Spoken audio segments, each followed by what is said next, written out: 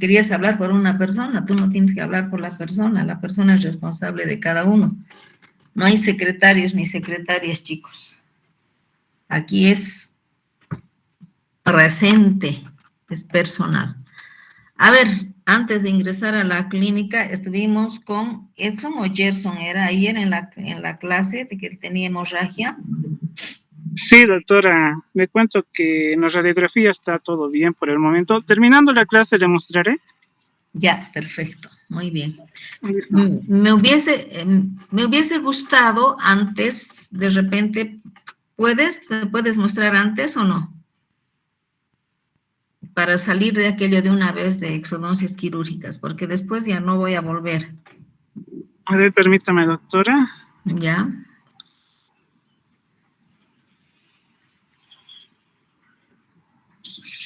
Un lugar espacioso. Ya, entonces después de la clase vamos a quedarnos un ratito para, mientras tanto, lo puedes ir preparando, ¿no? ¿Te parece? Está bien, claro, sí, Okay, sí, mejor. Ya. Entonces, ahora nos toca avanzar lo que son las infecciones. Aquí, ¿cuál de ustedes no sabe lo que son las infecciones? Todos sabemos cómo es un tejido infectado, etcétera. Y quiero comentarles de que las infecciones las manejamos todos los días de nuestra vida. No creo que nadie me diga, yo nunca he tenido infecciones o nunca he visto una infección. Todos los días, todos los momentos de nuestra vida vamos a ver nosotros infecciones. De ahí es que la importancia de este tema, que es bastante largo, es bastante complicado, porque las infecciones desde un inicio nos pueden dar serios problemas y hasta morirse el paciente también. Una infección tiene características muy importantes. Ustedes en un examen clínico, y no me van a dejar mentir, decir cuáles son los signos o las características de una infección. Calor, rubor, tumor y dolor. ¿No es cierto? Entonces, una infección no siempre puede haber un aumento de volumen, pero sí va a haber aumento de temperatura. Es muy diferente una inflamación a una infección. Una inflamación, en una inflamación va a haber, ¿qué cosa? Va a haber calor, rubor, va a haber dolor, pero con una característica de que no va a haber un exudado purulento. Mientras en una infección va a mantenerse esos 4 signos y síntomas que tiene el paciente con la presencia de exudado purulento. ¿A qué digo exudado purulento? A la pus que se presenta en cualquier parte de los tejidos. Y no solamente se presenta el exudado purulento en cualquier parte de la piel, sino que nosotros vamos a ver en las regiones periapicales, en cualquier parte de la boca que se pueden presentar los exudados purulentos. Entonces, lo que quiero que ustedes definan, una inflamación va a haber temperatura, va a haber dolor, ¿verdad? Va a haber aumento de volumen, pero no va a haber exudado purulento. Un ejemplo, la periodontitis, proceso agudo, inflamación aguda. Todo lo que signifique itis es inflamación. Esa inflamación puede ir y complicarse más con un exudado purulento, puede. Entonces nosotros ahí estaríamos hablando de una infección. ¿Y dónde empezamos con las infecciones? Nosotros empezamos desde el momento en que estamos tratando a nuestro paciente.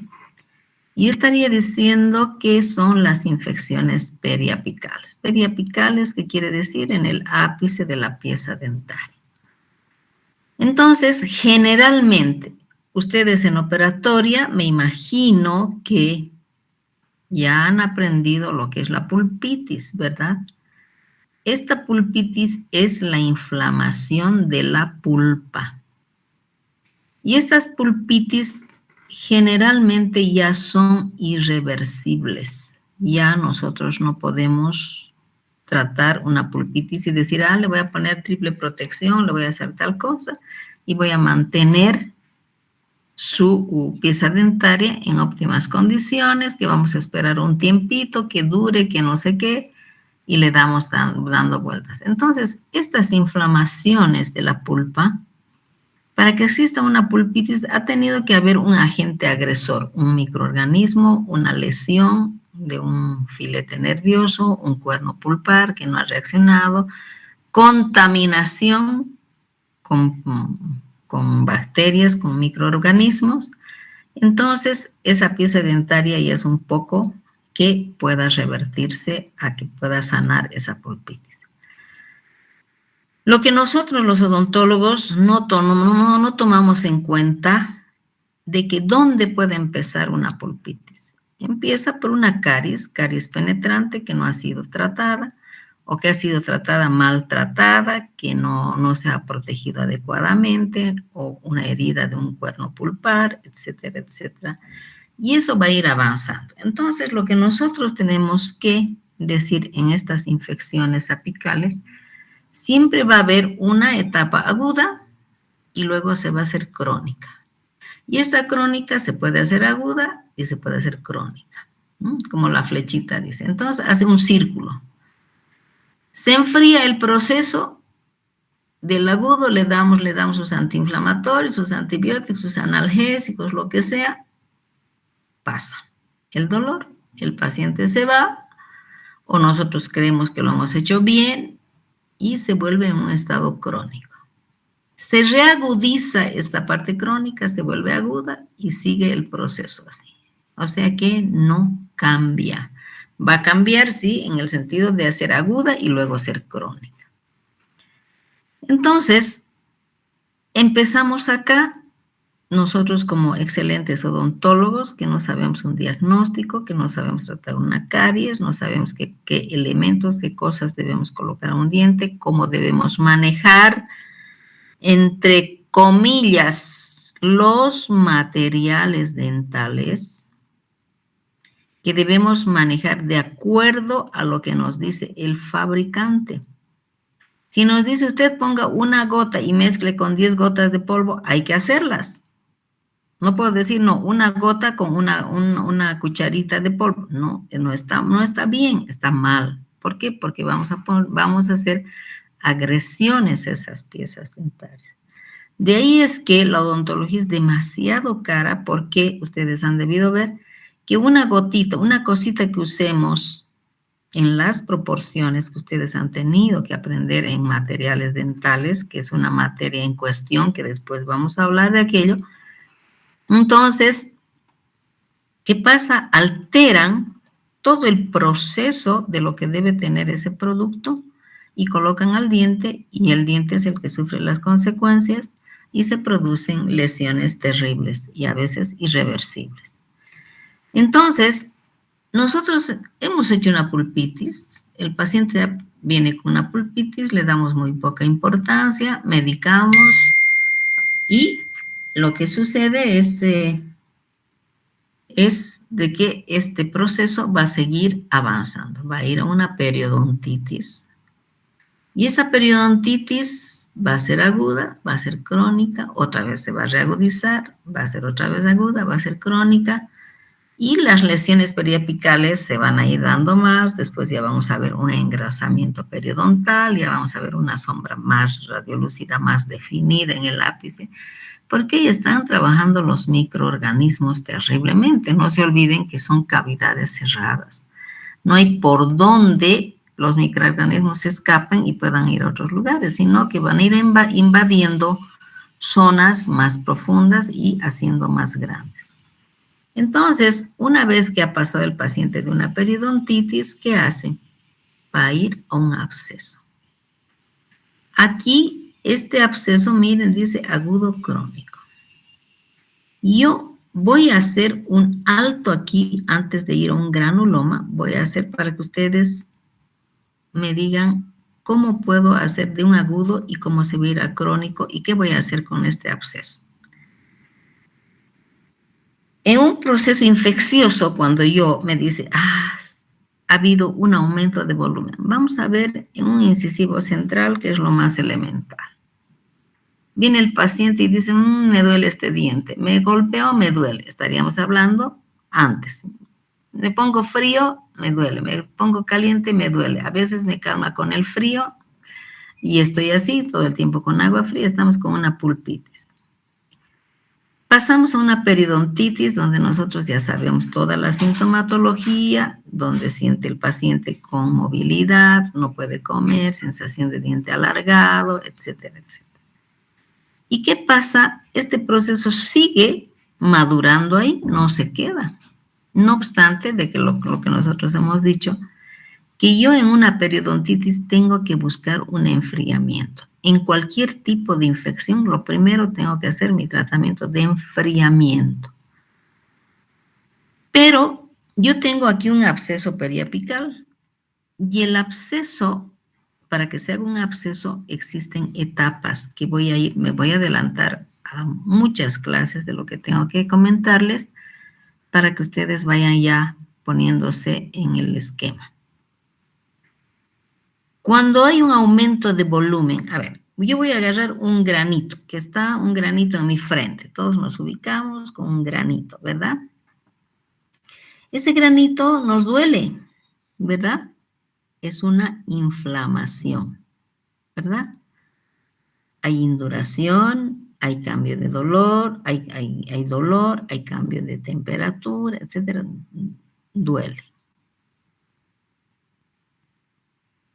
A esa etapa de dolor, nosotros en procesos infecciosos más severos llamaríamos una celulitis, ¿ya? Entonces, ¿qué pasa con esta celulitis? ¿Qué hacemos nosotros, las mujeres especialmente? Y los hombres también ahora son coquetones, ¿no? Dicen, me voy a poner esta pasta, este medicamento, me han indicado. Otros dicen, me voy a poner una pasta dental, etc. Entonces, ¿qué estamos haciendo cuando estamos colocando algo a ese proceso inflamatorio, a esa celulitis? Estamos haciendo madurar un absceso. Y en esa etapa, cuando se vuelve más duro, más doloroso, más rojizo, con mayor aumento de volumen, se llama flemón. Y ese flemón, si yo quisiera drenar, digo, ya está más rojito, ahora sí que agarro y me aprieto y dreno. No van a sacar nada porque no hay pus. En un flemón, ustedes no van a conseguir absolutamente nada, no van a conseguir porque no hay pus. O sea que no intenten drenar porque no van a sacar absolutamente nada. Entonces estamos en la etapa de flemón. Luego seguimos haciendo madurar y vemos una puntita blanquita, ¿no? Todos han visto en un abscesito de esa naturaleza un puntito blanco. Ese puntito blanco se llama punto de fluctuación. Entonces, ahí ya es el absceso madurado. A eso se llama absceso. Entonces, ¿qué hago cuando estoy viendo el punto de fluctuación? Si se trata de mi granito, voy al espejo, aprieto un poquitito, revienta y sale, ¿no es cierto? Entonces se ha producido un drenaje. Y esa es una forma de hacer un enfriamiento también cuando estamos hablando de infecciones. Pero ¿qué pasa si yo ese granito que he drenado no he sacado todo el exudado purulento? Entonces se vuelve a tapar ese puntito que estaba diciendo, ese punto de fluctuación, se vuelve agudo y otra vez se vuelve a ser crónico. Y otra vez se llena de pus, otra vez sacamos, otra vez se reagudiza, hay dolor. Y es un proceso que da la vuelta así. Entonces, para que no ocurra aquello, lo correcto es que yo tenga que hacer mi enfriamiento, mi drenaje en este caso, cuando estoy hablando de un absceso madurado, tengo que hacer el drenaje de tal manera que no quede el exudado purulento, que lo puedo hacer en varias sesiones que vamos a ver cuando estemos drenando abscesos. Y vea aquello, entonces dice absceso drenado, absceso curado, ¿verdad? Entonces ahí yo podría decir, este absceso curé y ya puedo hacer otro tratamiento. Entonces, puede complicarse de una periodontitis a un absceso, que este absceso puede ser agudo, puede ser crónico, o se puede convertir en un granuloma periapical, que es un proceso crónico de larga data. Ustedes saben radiológicamente que es una sombra radiolúcida circunscrita, ¿verdad? O un quiste también radiolúcido, bien circunscrito, pero que tiene una membrana de una sombra radiopaca. Entonces, estos se pueden volver agudos y se vuelven a ser crónicos. Póngase que yo tengo un granuloma en mi incisivo central, me hicieron mi tratamiento de endodoncia y me doy cuenta de que había tenido un granuloma. Digo, bueno, algo tengo que hacer, pero como no me molesta, lo voy a dejar así, voy a esperar. Cuando me moleste, me mando a hacer una apicectomía, por decir, si reúne las condiciones.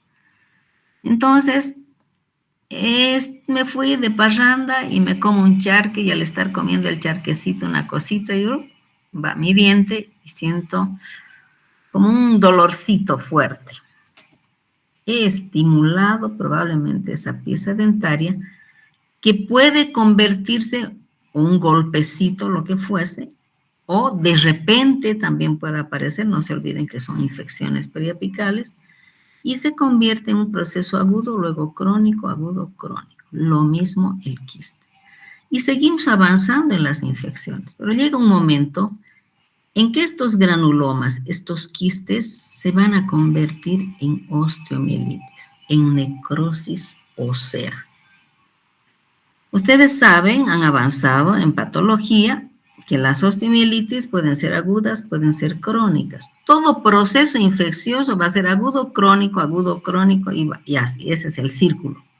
Nadie me puede decir, es un crónico, y cuando es un proceso crónico se queda toda la vida. No, señor, ese proceso se puede reagudizar, se vuelve agudo, otra vez se enfría, se vuelve crónico, mientras no se elimine el agente etiológico.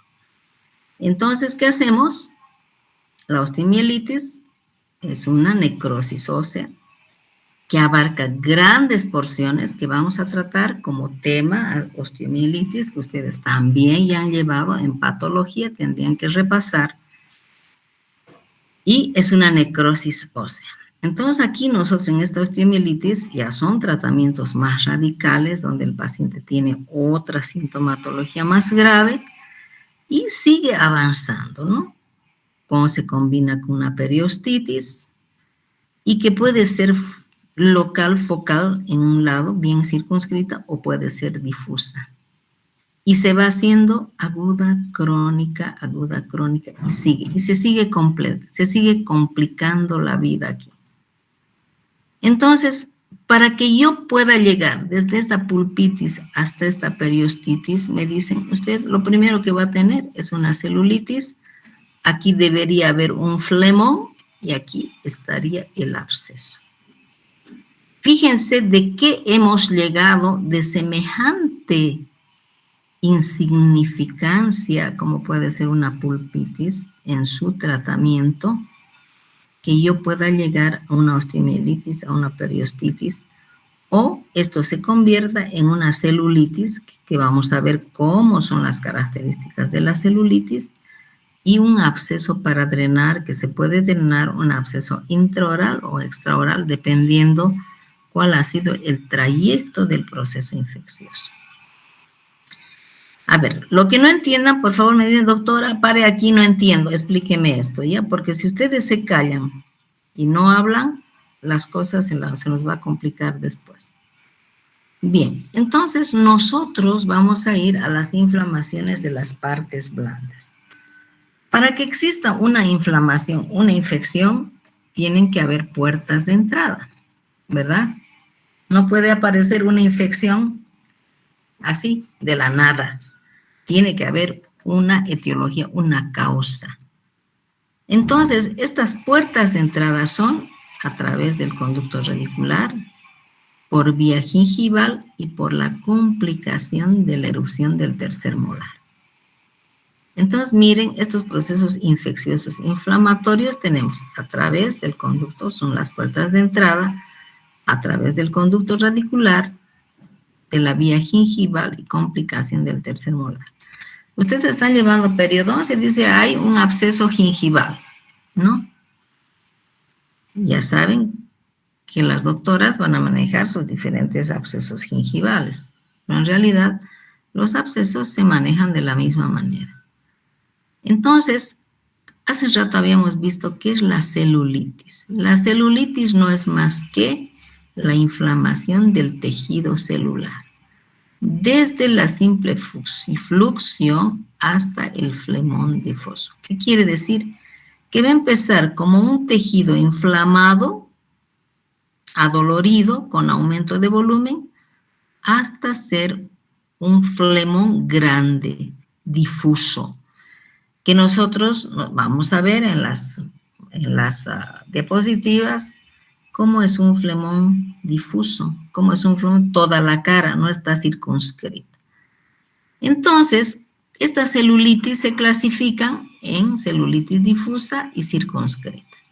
Yo les cuento que existen muchas clasificaciones de celulitis, de flemones, etcétera, etcétera. Honestamente, no me gusta complicar la vida porque, como les decía, a mí me interesa que ustedes conozcan y sepan manejar un proceso infeccioso, un proceso inflamatorio, que solamente va a variar con la ubicación.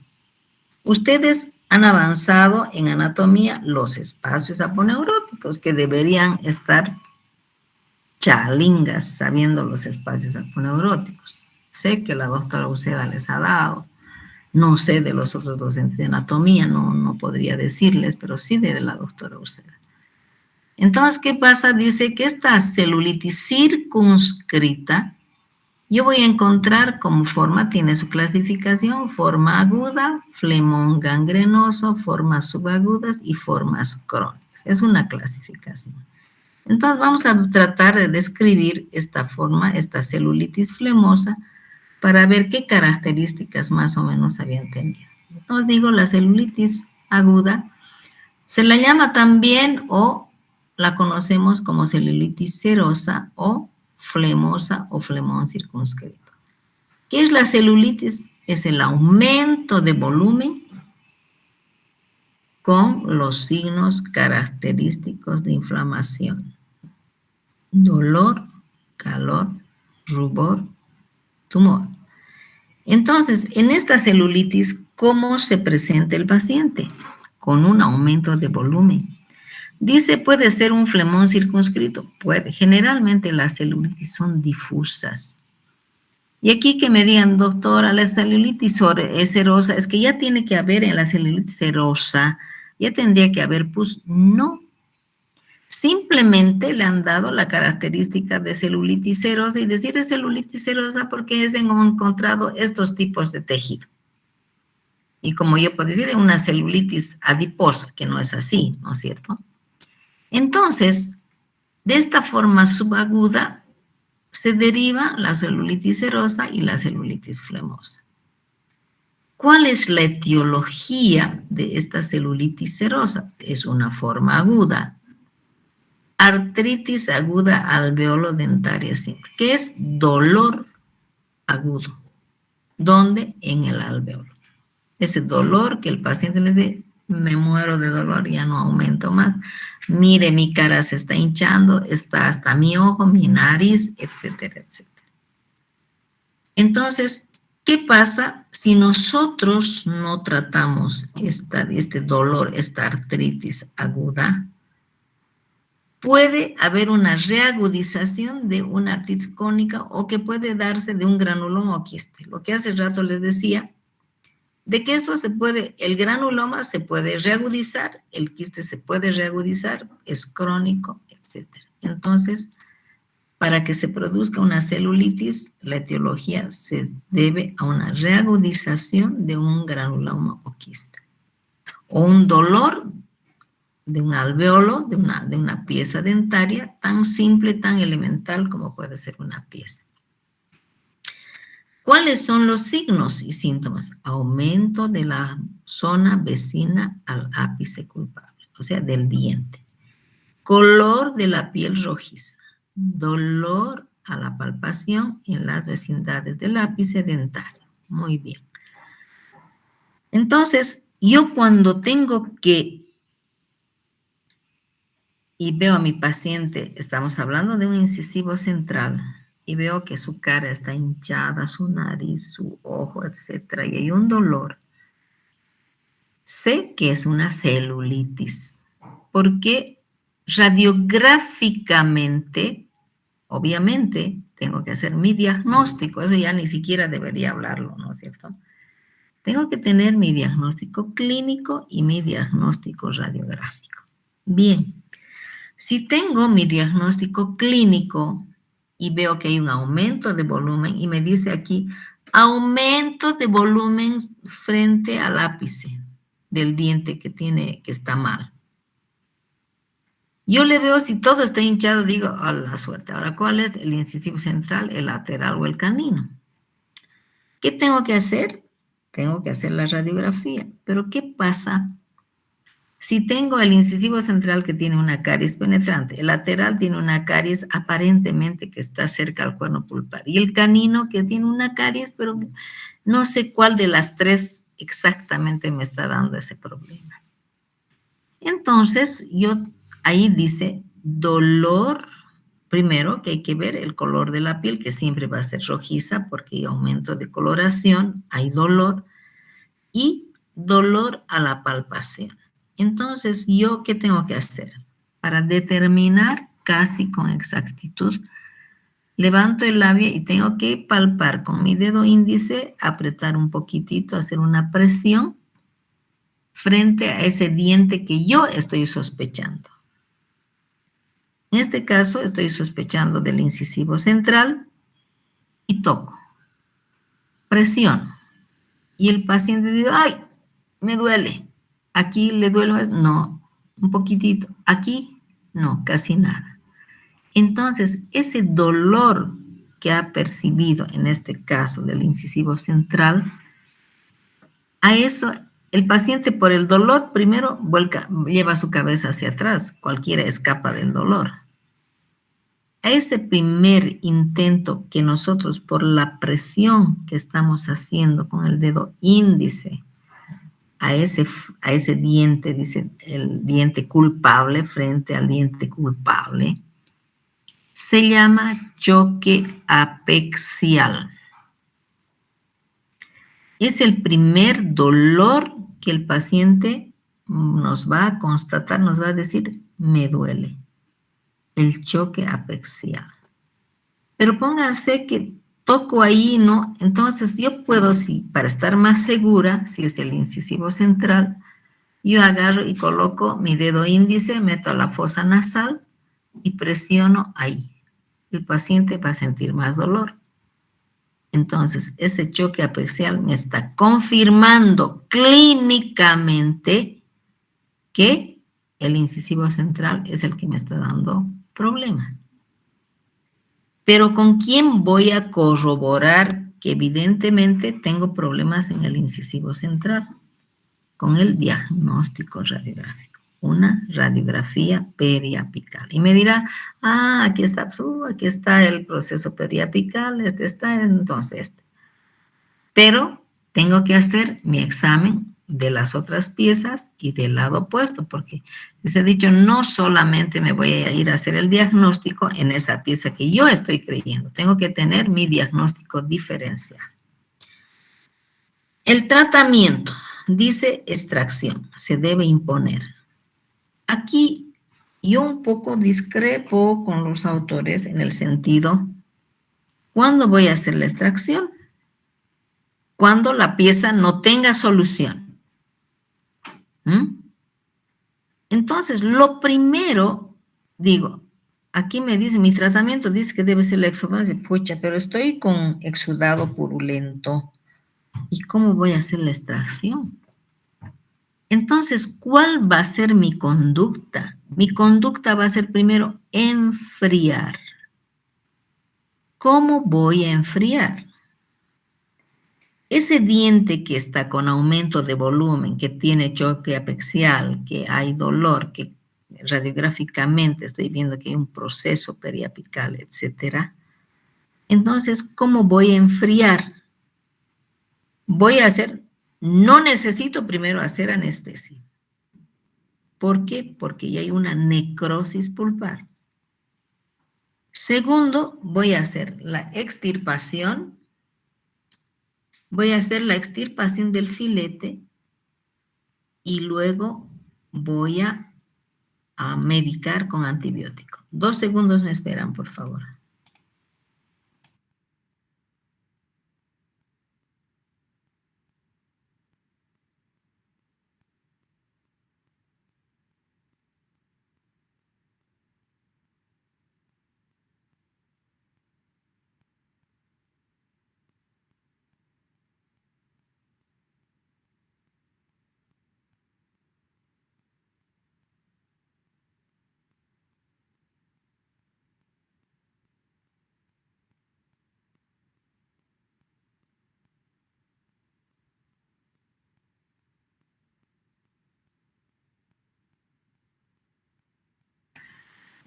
Bien, hola.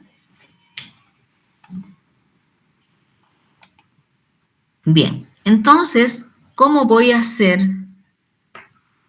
mi enfriamiento?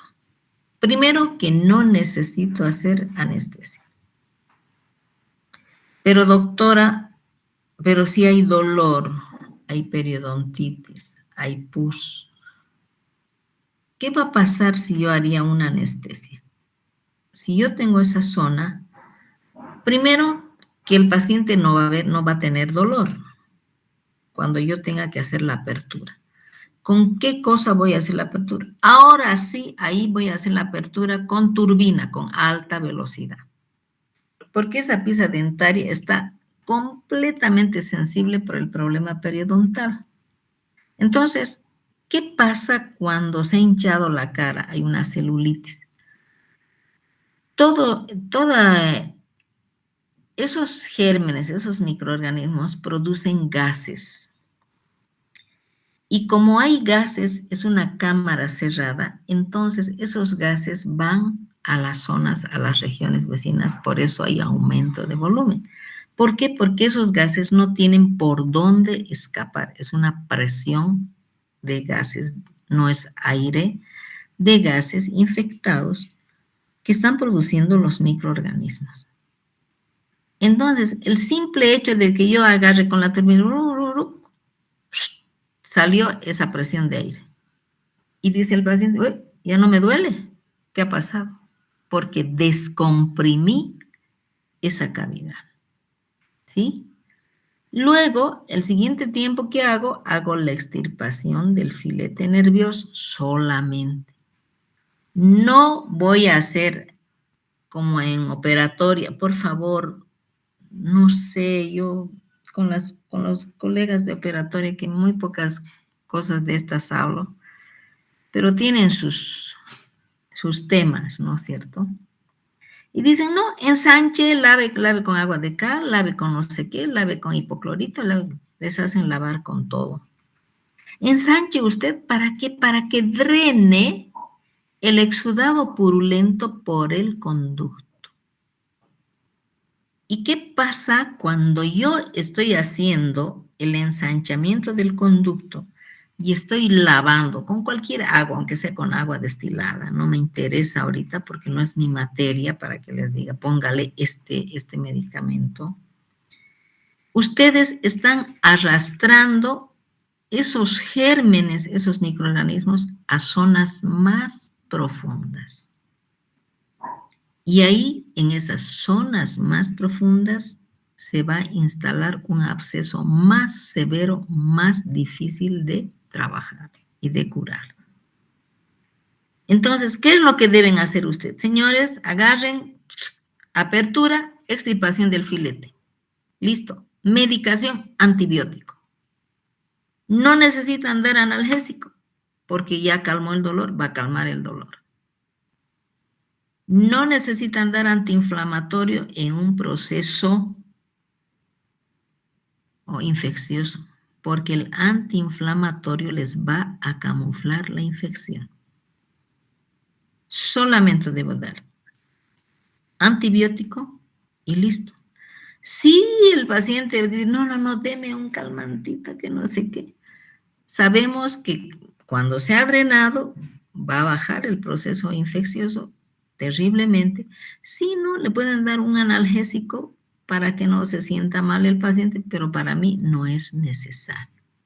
Pero el antibiótico va a actuar, va a controlar la infección, no va a curar, va a controlar.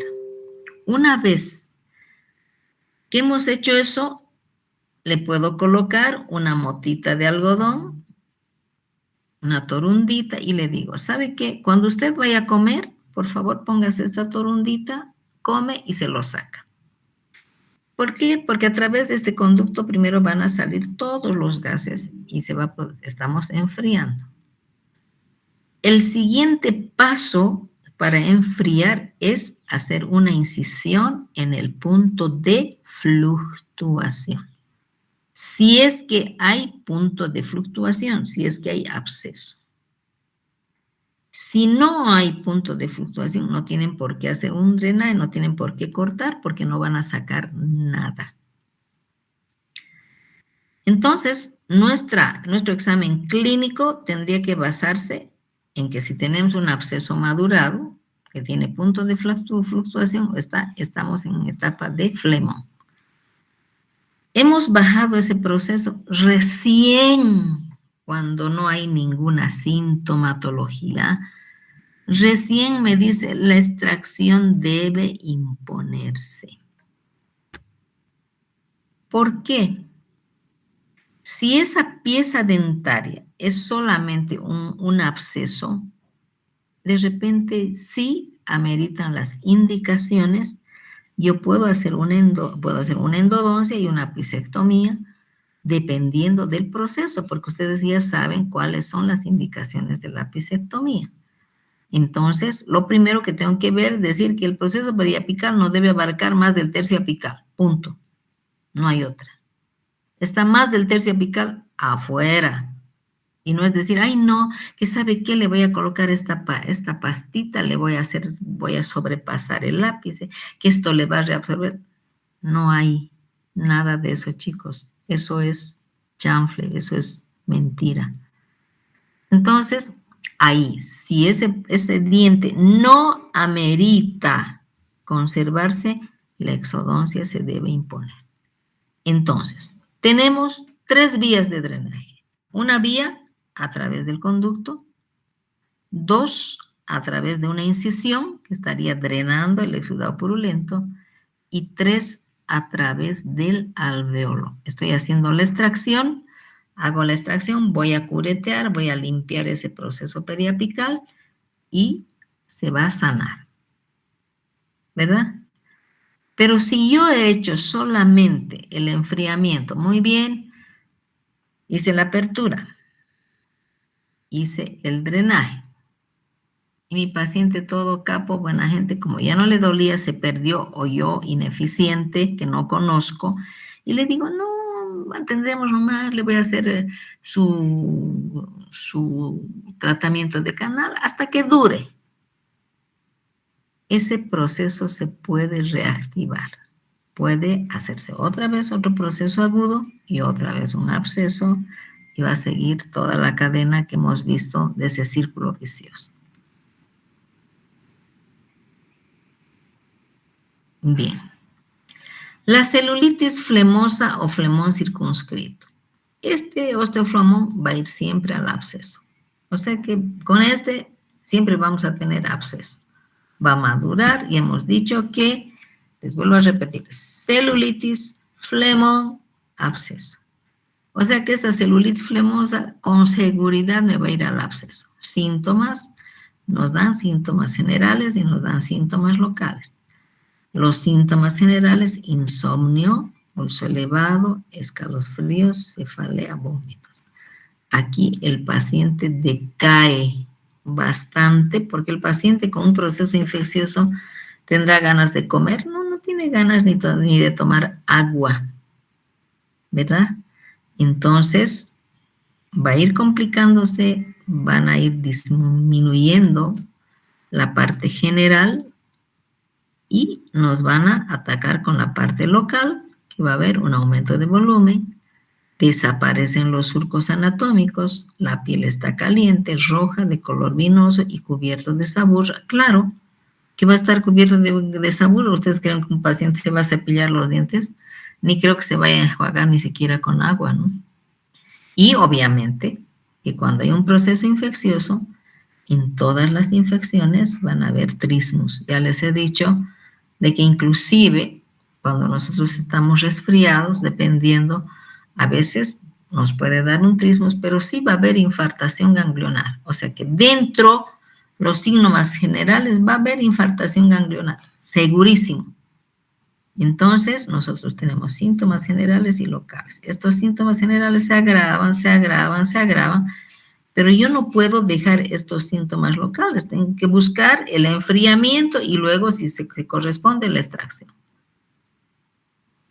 Quiero decirles de que después de la exodoncia, obviamente que tengo que recetar al paciente, tengo que mantener el antibiótico y un analgésico. ¿Por qué? Porque seguramente ese alveolo he tenido que curetear, he tenido que limar esa cavidad, eliminar todos esos procesos patológicos y luego seguramente en este caso veremos si le voy a colocar un drenaje o voy a poner un punto de sutura y se acabó, dependiendo del proceso periapical. Pero cuando son los procesos infecciosos son grandes, tenemos que colocar drenajes que después vamos a ver. El flemón gangrenoso. Dice, el estado del paciente se ve afectado. Si le dice gangrenoso, quiere decir que hay necrosis, ¿no es cierto? La parte vecinas al proceso se esfacelan. ¿Qué quiere decir? Se van destruyendo, se van deshaciendo. Y las necrosis se destruyen y son eliminadas por las vías creadas quirúrgicamente. ¿Qué es el flemón gangrenoso? Es la osteomielitis. Así de fácil. Y en un paciente con osteomielitis, para que tenga una osteomielitis, no se va a formar en una semana, en 3 días. No, es un proceso crónico.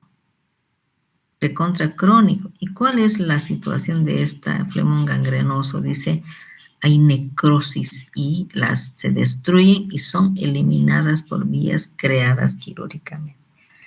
Esas zonas necróticas se llaman secuestros y se van eliminando, se va saliendo grandes porciones de hueso, de tejido blando, los dientes se van saliendo, etc. Y cada vez, por decirles, hoy día, digamos, un paciente con osteomielitis elimina una pieza dentaria, sale un secuestro, calma un poco de dolor. Mañana, pasado, otra vez se reagudiza, hay mayor cantidad de pus, etc. Entonces, ¿qué es? Hay que tratar estos pacientes, si se pueden. Algunos pacientes que yo he tratado en la facultad con osteomielitis, sí, lo hemos manejado perfectamente en la facultad. Pero hay otros pacientes, dice que se puede hacer la cirugía maxilofacial. Aquí ya es palabra mayor. Esto se tiene que hacer en hospital.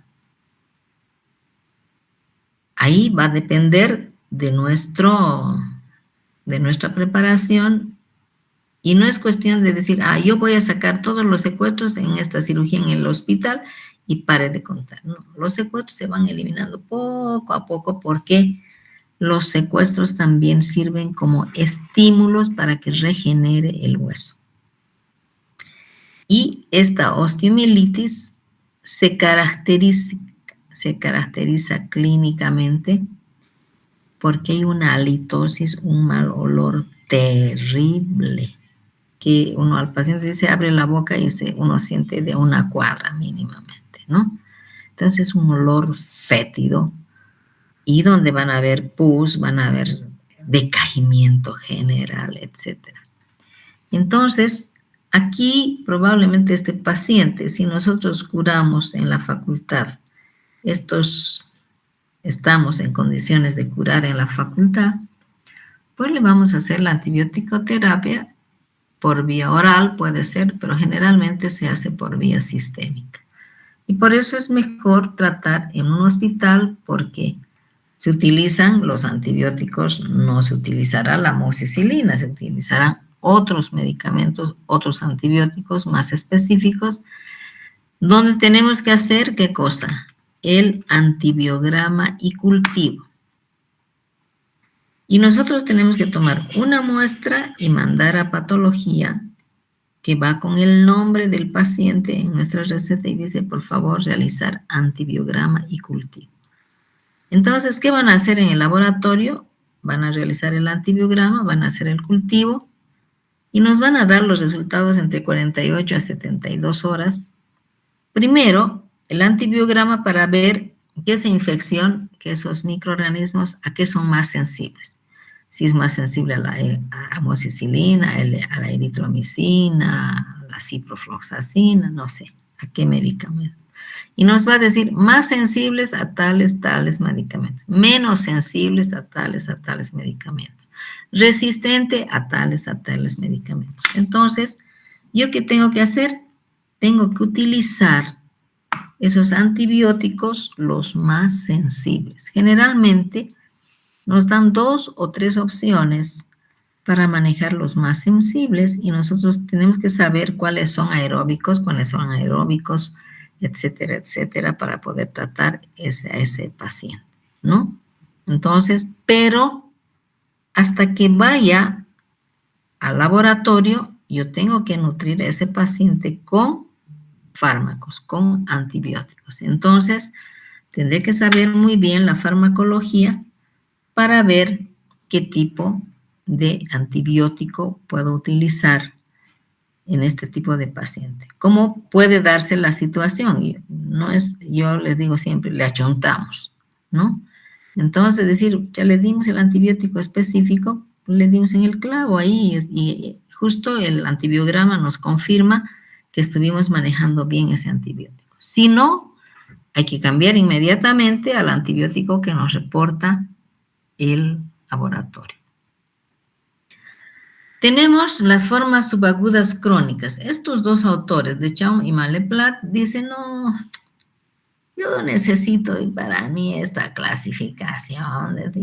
Yo clasifico, como se acuerdan, la clasificación de los terceros molares. Cada uno hace su clasificación a lo que mejor le viene en gana, ¿no?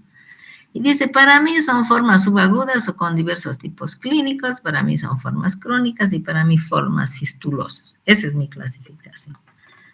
Pero dice, pero estas sí están dentro, pero las que más me interesan son las formas subagudas con diversos tipos clínicos. Y estos yo he determinado que estas formas subagudas hay una subdivisión que es un absceso único y un absceso múltiple. Entonces, esa es una clasificación de estos dos autores grandes que son de Chaum y Maleplat. ¿Qué pasa? Entonces dice, para mí, ¿cuándo es un absceso único? Un absceso único es cuando existe una sola fístula. ¿Sí? Una sola fístula.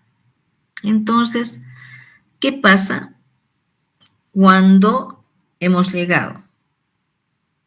Celulitis, flemón y el punto de fluctuación. A veces usted dice, ay, se ha abierto esa puntita y se ha hecho una fístula.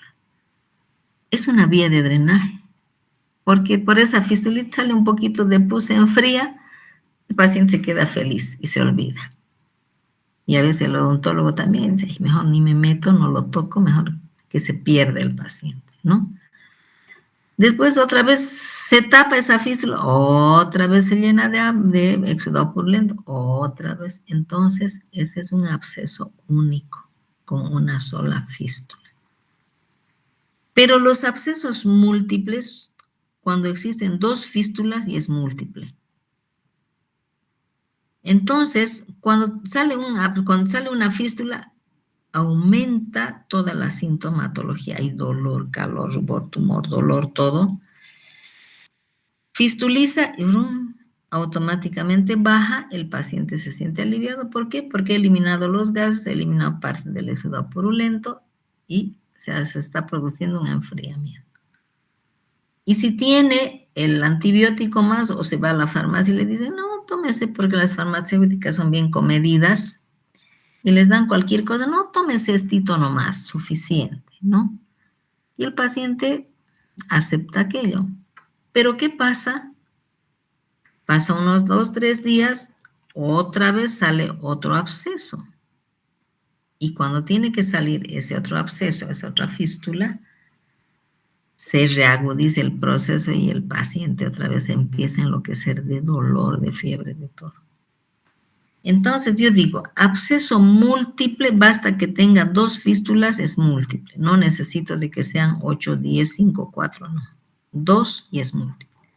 Entonces, la característica clínica cuando hay estos abscesos múltiplos, yo voy a hablar aquí de esta necrosis, de la osteomielitis. La característica clínica de unos abscesos múltiples, a ojos cerrados les digo, sáquenme la cabeza, es una osteomielitis. Es su característica clínica. Entonces, por si acaso les estoy repitiendo, la característica clínica de la osteomielitis es la presencia de fístulas múltiples. 2, suficiente. No voy a esperar a que sea 3, 4. Estoy en presencia de osteomielitis. Por consiguiente, debo tratar a ese paciente como osteomielitis. Entre las formas subagudas tenemos la variedad geniana baja. Fíjense que solamente les he puesto la etiología, los signos y el tratamiento. No me interesa más. Ahora, lo que yo quiero decirles es de que cualquiera de estos procesos de un incisivo central nos puede hacer un absceso del temporal, por ejemplo. ¿Qué hacen estos procesos infecciosos? Buscan el camino de menor resistencia. ¿Y dónde van a ir? ¿Cuál va a ser el camino? ¿A dónde van a ir estos procesos infecciosos? Van a ir a los espacios aponeuróticos. Ustedes han debido ver que, por ejemplo, han habido muchos pacientes que sí, que han reportado en televisión, seguramente, y otros pacientes creo que se han muerto también, y dice, por un odontólogo que le estaba haciendo un tratamiento de un molar inferior, se ha complicado y está a punto de morir, que tiene un absceso aquí, que está en el cuello, que está en la cabeza, que está en el temporal. Sí, señor, eso no es mentira. Pero no puede ir, pues, del maxilar inferior, ¿cómo va a ir al temporal? Imposible, no la creo. Estas infecciones han ido a esos espacios aponeuróticos. Entonces, como esos espacios le han dado el caminito, le han dicho por aquí, aquí te vas a sentir mejor, el absceso ha caminado facilito por esa zona de menor resistencia. ¿Ya? Entonces, no juguemos con un procesito que dirá, es un procesito periapical chiquitito, pachanga, no. Ese proceso nos puede dar grandes problemas que no nos imaginamos. Entonces, vamos a tener la variedad geniana baja, dónde está, cuál va a ser el origen, la complicación periapical de molares o premolares inferiores. ¿Quién nos van a dar esos abscesos de la geniana baja? ¿Los molares o los premolares inferiores? Aquí Puede ser por una caries, que el paciente se ha descuidado. Generalmente, ¿qué hace el paciente? A ver, le duele y se pone bosta de vaca, se pone miel, se pone barro, se pone papa, se pone tomate caliente, se pone grasa de camión, se ponen todo. ¿Qué están haciendo? Lo mínimo que están haciendo es hacer madurar ese absceso. Y lo están localizando hacia afuera, fuera de la piel. Y a veces, como no pueden madurar porque ese flemón, ¿qué hacen los pacientes? Dicen, no, enjuágate con agua calientita. ¿Y el agua calientita qué va a hacer? El agua calientita tiene dos opciones que seguramente mañana, pasado, cuando hagamos la clase, me van a ver cómo se tiene que hacer el enjuague con el agua de sal, si tiene que hacerse con agua de sal o agua caliente cuando estemos hablando de enfriamiento. Entonces, ¿qué sucede? Que estos pacientes saben y se empiezan a poner cosas. Y baja el dolor, se vuelve agudo, se vuelve crónico, hacen grandes abscesos. O nuestros coleguitas que son capísimos, que se creen los endodoncistas, los MacGyvers. Y lo peor es que utilizan, y yo quiero, de calladitos ustedes que están llevando operatoria, me imagino que sí, o ya han llevado operatoria. Que cuando están haciendo la apertura del conducto, tienen un esponjerito, ¿no ven? Les piden un esponjerito. Sacan sus instrumentos de endodoncia, a no ser que en cuarto van a hacer endodoncia, en tercero también creo que hacen en unirradiculares, creo. Y ponen en el esponjerito, sacan, es una necrosis pulpar contaminada, le ponen el esponjerito lleva un antiséptico, liman y siguen limpiando, etc. Viene otro paciente, agarran el mismo esponjerito, meten la limita, otra vez limpian con el esponjerito y hacen la contaminación cruzada de terror. Y es lógico ver que si yo estoy haciendo un drenaje, estoy haciendo la apertura y la extirpación del filete, obviamente que ese tiranervios está altamente contaminado. Por consiguiente, eso debería desecharlo, ni siquiera pensar en que yo tenga que utilizar de nuevo para otro paciente. Porque sé que por más que le lave, le cepille, que le ponga autoclave, no, señor, hay espacios donde no va a entrar la desinfección y la esterilización en esos instrumentos. Esos instrumentos son para utilizar una vez en cada paciente. Es lo mismo que la aguja de sutura, es lo mismo que la aguja de anestesia. ¿Sí? Entonces, ¿qué pasa? Como tienen su esponjerito maravilloso, está lleno de la porquería ahí y que siguen limpiando y es la contaminación. Y no es nada raro ver que los pacientes dicen, ¿no? Un dentista estaba haciendo un tratamiento de canal en un maxilar inferior de un primer molar y el paciente está a punto de morir y no los muestran en televisión. Eso es lo que han hecho. Han hecho la contaminación cruzada y han hecho que esos microorganismos sean más resistentes. Y esa contaminación cruzada, le han aumentado ahí, le han irrigado, han ensanchado ese conducto. Claro que sí, que han llevado esa infección por la irrigación, etcétera, han llevado a planos más profundos. ¿Por qué no se puede producir que si estoy haciendo un primer molar inferior tenga un absceso y tenga una angina de Ludwig o tenga un absceso de cuello o esta infección se me vaya hacia la parótida, se me vaya al oído, se me vaya al temporal? Claro que sí. ¿Por qué? Porque he facilitado de que esa infección con la irrigación, por mi desconocimiento, pues he llevado esa infección a planos que ni siquiera yo soñaba. Entonces, ¿por qué creen que cuesta tanto la endodoncia? Porque se supone que para cada paciente, para cada sesión, tiene que sacar un instrumento de paquete el endodoncista. No puede decir en su cajita tener 20,000 limitas, 20,000 cositas utilizadas, chuecas, torcidas, y donde se puede producir la fractura de los instrumentos, que ustedes han tenido que ver los accidentes y las complicaciones de la endodoncia, ¿no es cierto? Entonces, ¿qué voy a hacer? Aquí debo hacer mi diagnóstico y sé que esta variedad geniana baja me va a dar con seguridad por los molares y premolares inferiores. Ese es su origen. Me va a dar, ¿quién? Otro absceso de esta variedad geniana baja, dice, el absceso migratorio de Chomprecht. ¿Qué es este absceso? Dice, se produce después de un accidente de la erupción y del tercer molar inferior. Nosotros hemos visto dientes retenidos. Y les había dicho, se pueden producir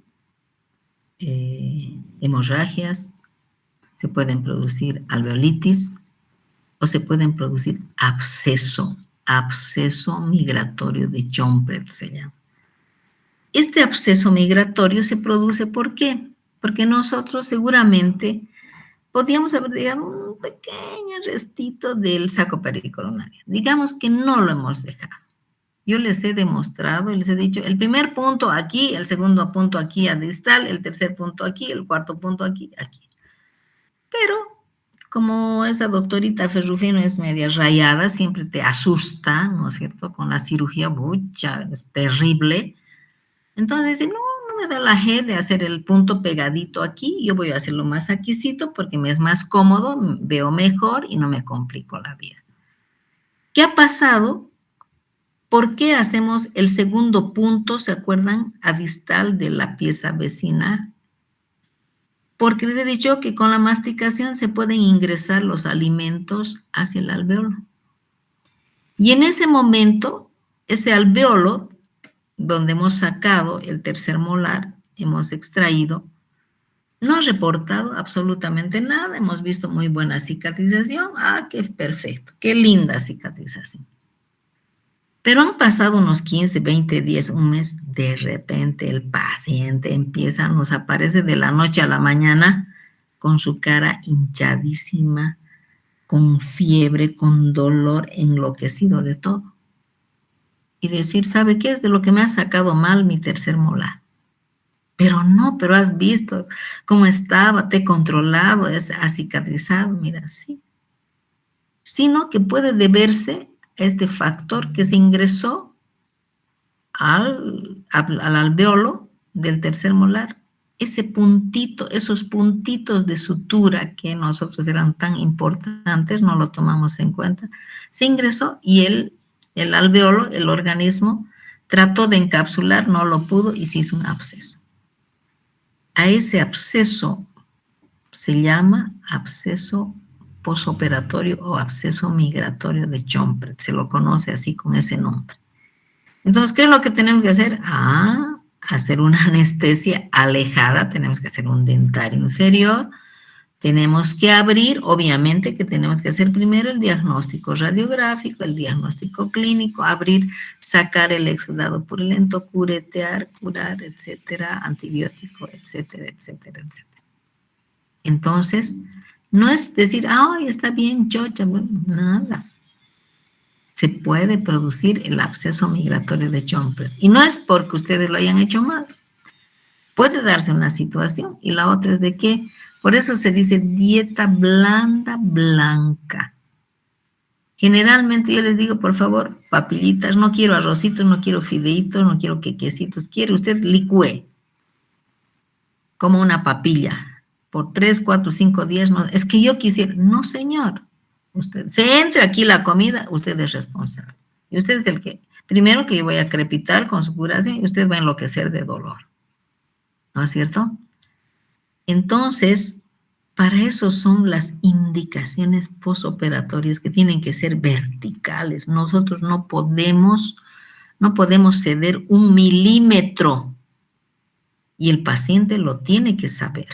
Pero si nosotros desconocemos, menos va a saber el paciente las cosas que tiene que hacer como postoperatorio o como cuidarse, ¿no?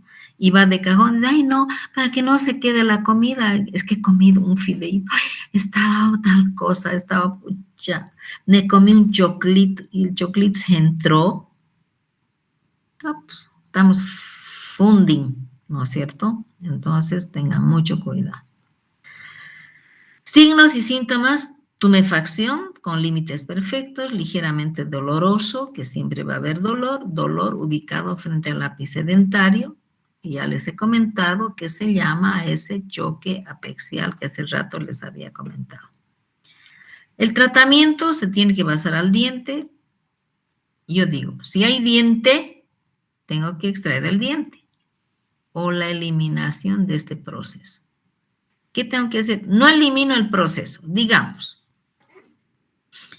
Yo me dice aquí, ¿sabe qué? Para que se produzca este absceso hay un proceso periapical y bueno, pero tengo miedo un poco curetear porque el paciente está con dolor, hay infección. Cuando hay infección, la anestesia y tenga que hacer la extracción, por si acaso la anestesia tiene que ser alejada del proceso. Si yo tengo que hacer un incisivo central, tendré que hacer un dentario anterior. Si tengo que hacer un premolar, tendré que hacer un dentario medio o un mentoniano o un dentario inferior o un dentario posterior, etcétera, ¿no es cierto? No voy a hacer una infiltrativa, y primero porque no voy a tener el efecto de la anestesia en el 100%, porque saben que es la acidez y la alcalinidad de la anestesia que no va a favorecer una buena anestesia. Segundo, un proceso, un hueso infectado no va a haber en el 100% anestesia. Por esos factores que les digo de la alcalinidad y la acidez del proceso.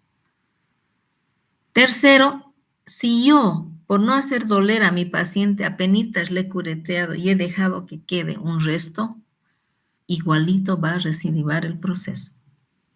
O sea que yo tengo que hacer, para eso se dice campo visual. Tengo que ver qué estoy haciendo, tengo que controlar, tengo que lavar, tengo que curetear, tengo que secar, tengo que ver exactamente qué estoy dejando, qué no estoy dejando. Vuelvo a curetear, vuelvo a regularizar el reborde, vuelvo a suturar, vuelvo a revivir, a hacer los puntos, etcétera, etcétera. A reavivar los bordes, etcétera. Entonces, si yo hubiese dejado una partecita del proceso periapical, va a recidivar. ¿Sí? Entonces dice, tratamiento, extracción del diente causante y la eliminación del proceso. Pero yo no me fijé que, digamos, el tercer molar, lo que les dije, es el tercer molar y el segundo tiene proceso. Primero debería haber curado ese proceso o hacer paralelamente la extracción de ese molar y luego del tercer molar.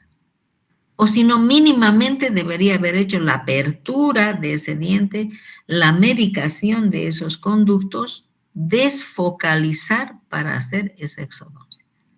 Porque si no, por vía contigua se va a infectar ese alveolo que nosotros hemos sacado. ¿Ya? Tratamiento del absceso, que tengo que hacer incisión y drenaje, que puede ser intrabucal. Según el diente que origine el tipo de celulitis, se puede ubicar en la región alta, en la región submaxilar, en la región vestibular. Estos abscesos van a ir donde mejor les parezca. Entonces, nosotros estamos hablando de una región geniana baja, puede irse a una región geniana alta, puede irse a la región submaxilar, puede irse a la vestibular, puede irse a la palatina, puede irse a la lingual, a cualquier parte. Los abscesos múltiples se caracterizan por presentar varios abscesos en la región, lo que les he dicho. Entonces, fíjense, dice presentación de varios abscesos en la región anatómica que corresponde al diente causante a una distancia variable. ¿Qué es eso? Un absceso múltiple, ¿qué les he dicho? Osteomielitis. Ya no tengo que repetir. Absceso múltiple, osteomielitis. Tratamiento, extracción del diente, apertura quirúrgica. Aquí, ¿qué cosa va a hacer? Obviamente que vamos a tener que drenar, iremos haciendo la secoestrectomía y la antibiótico terapia de rigor. En ningún momento estoy manejando antiinflamatorios. Cuidado, cuidado. No hay antiinflamatorios. Cuidado que me digan, es que está muy aumentado de volumen. Le daré un corticoide. El corticoide solamente va a reducir el edema. Y le voy a dar un corticoide al paciente cuando tenga un edema de glotis, por ejemplo, cuando tengo una alergia a la penicilina. Y no le voy a dar ningún antiinflamatorio porque me va a camuflar esa infección. Y voy a estar soñando feliz y contenta de que estoy curando el proceso infeccioso cuando el proceso infeccioso está pululando mientras reduce el edema. Nada que ver. Las formas crónicas, tumefacción apenas saliente debajo de los tegumentos, proceso delimitado, consistencia dura, movible a planos profundos, reacción ganglionar. ¿Qué tengo que hacer? Lo mismo que lo otro. Calor, rubor, tumor, dolor. Puede irse a planos más profundos. Puede ir debajo de los tegumentos y si el paciente, cuando les muestre las diapositivas, les voy a mostrar cómo el paciente saca el éxodo purulento hacia piel. Puede ser un proceso delimitado, circunscrito, de consistencia dura. Si es dura aquí, ¿qué quiere decir? Está haciendo un flemón, es más duro. Si hay una partecita blandita y es punto de fluctuación, y eso es que tengo que drenar ahí. Tengo que eliminar mediante la vía de drenaje. ¿Cuál va a ser el tratamiento? Obviamente que el enfriamiento, extracción del diente causante y la antibiótico terapia. ¿Qué de raro hay? Nada. Estamos en nuestro diagnóstico, tenemos que saber manejar qué dientes producen. A veces hemos visto que las celulitis son difusas y tenemos que ubicar al diente causante. Nos puede confundir que en una zona inferior, en una zona superior, lo que sea, de repente, pucha, es el primer molar, parece el premolar, el segundo premolar y el primer molar y el segundo molar. Y hago, a ver, haré primero el primer premolar. No, en vano le he perforado el primer premolar. No era el primer premolar, era el molar, así, ¿no? Pero si nosotros no sabemos el diagnóstico, todos los dientes vamos a aperturar y vamos a hacer barbaridades. Formas fistulosas. La fístula puede ser el resultado de un quiste que ha hecho absceso. No simplemente un quiste. El quiste es un proceso crónico. El granuloma es un proceso crónico. Cualquiera de los dos puede hacer una fístula. Cualquier proceso.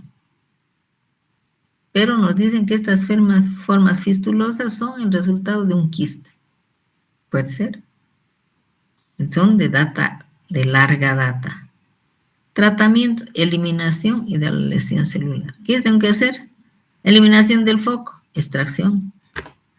Eliminación del proceso, eliminación del proceso. ¿Cuándo? Cuando yo hubiese hecho el enfriamiento.